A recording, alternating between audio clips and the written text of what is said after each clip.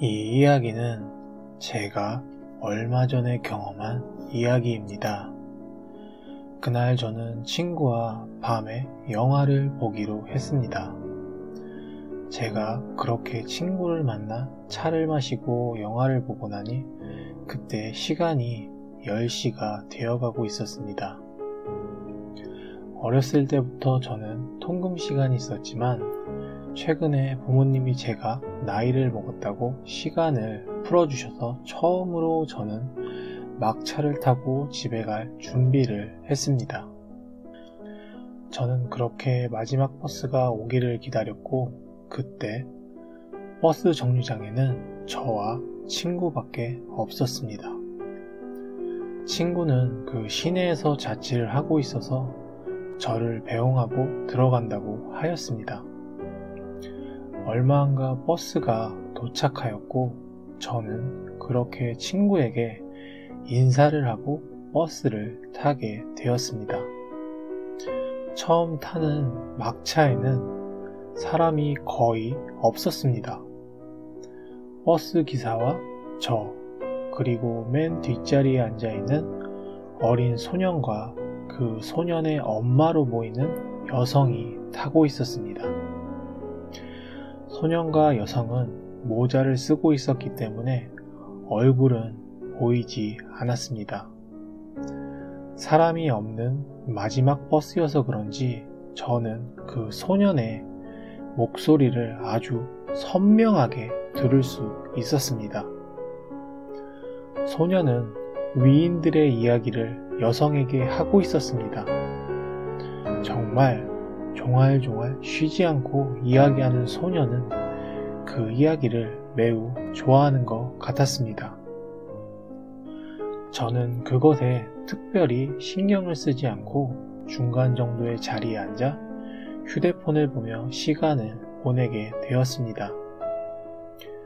그렇게 버스를 타고 잠시 후에 저는 뒤에서 들리던 목소리가 들리지 않게 된 것을 알게 되었습니다.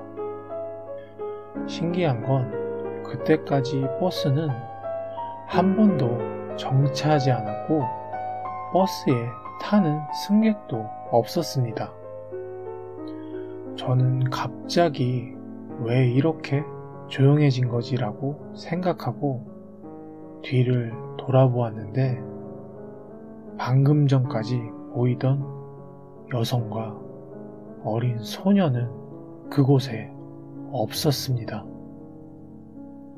저는 그 상황에 순간적으로 피가 거꾸로 솟는 듯한 기분이 들고 온몸에 소름이 올라오고 있었습니다.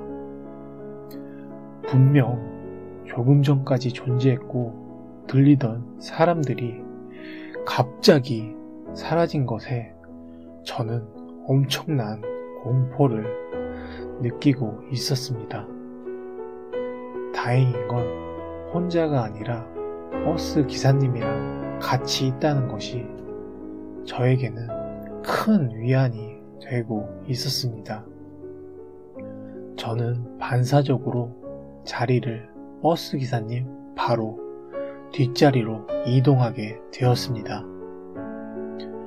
저는 집으로 가는 내내 불안하였지만 뒤를 다시 볼 용기는 생기지 않았습니다. 그렇게 정류장에 도착하고 저는 버스 앞문으로 내리면서 조심스럽게 버스 맨 뒷자리를 보았는데 역시 그곳에는 아무것도 없었습니다. 저는 버스에서 내리고 난 뒤 버스 기사님에게 저와 타고 있던 여성과 어린 소년은 어디에서 내렸나요? 라고 물어보았습니다. 제 물음에 버스 기사는 이상한 얼굴을 하면서 여성과 소년이요? 이 버스를 타고 온 손님은 아가씨 한 명인데? 라는 말을 하였습니다. 저는 그럴 리 없다고 생각했습니다.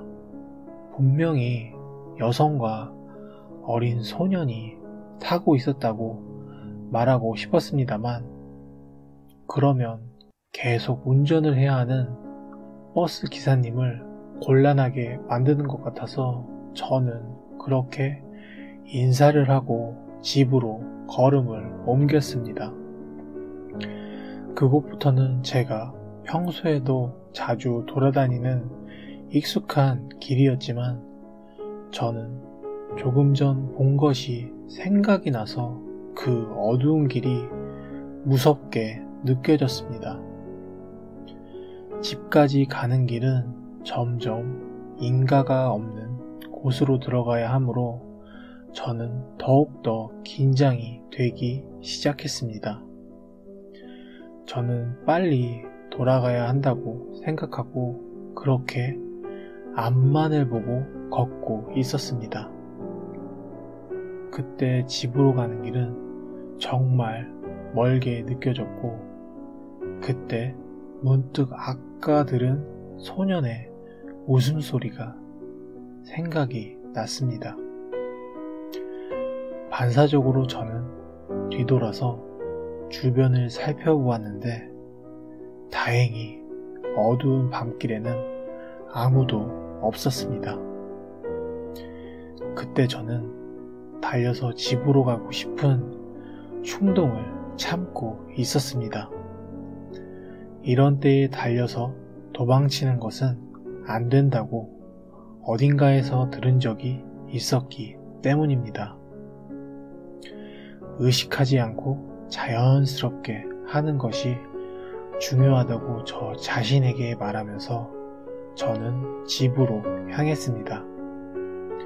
그렇게 제가 근처 주택 옆을 지나갈 때 소리가 들려왔습니다. 그 소리는 TV 소리였습니다.